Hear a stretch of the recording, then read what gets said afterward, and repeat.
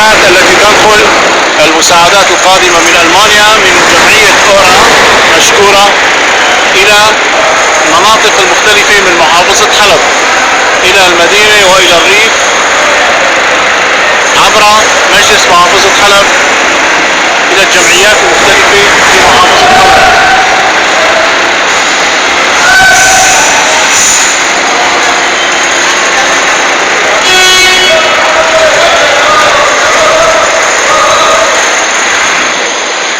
مع الشكر لجمعية أورا وللأخ محمود طاحي، ونتمنى أن تزيد الفعاليات المقدمة إلى الشعب السوري عبر أسطول الحياة، أسطول الحياة، المساعدات المقدمة من قبل